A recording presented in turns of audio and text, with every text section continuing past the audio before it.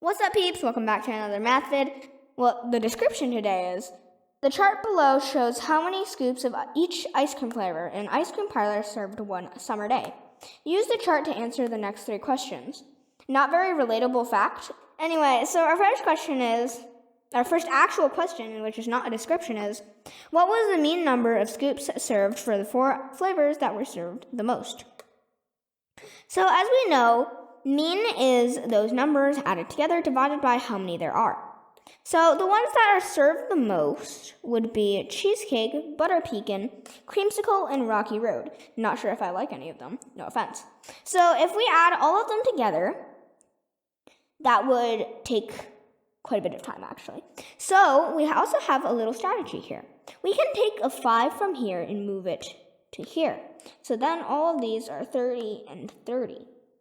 So if all of them are 30 now, 30, 30, 30, 30, all added together, divide by 4, then it would still equal 30. Because it's 4 30s divided by 4, so it's still 30. All right, our next question is, what is the range of the number of scoops served? As we know, range is the largest to subtract the smallest.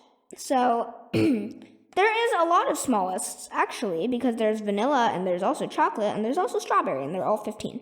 Glad Mint didn't make it. So we've got butter pecan, which is 35, subtract 15, which is most obviously 20. All right, moving on to the next question. Which of the following statements is true of the information provided in the chart?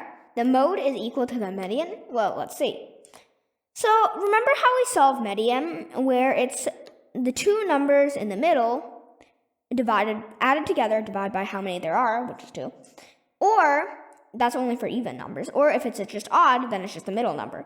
So let's count how many pieces there are in this pie. Let's just call it pie. So we've got 1, 2, 3, 4, 5, 6, 7, 8.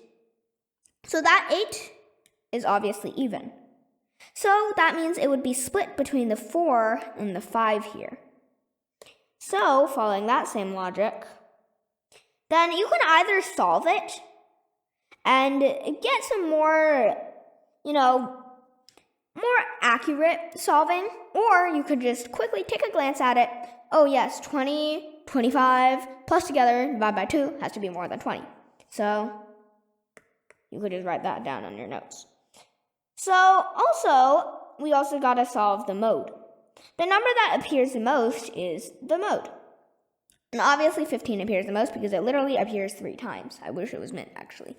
But, yeah, so 15 is the mode. So the mode and median are definitely not equal because something greater than 20 is not equal to 15, so it's not A.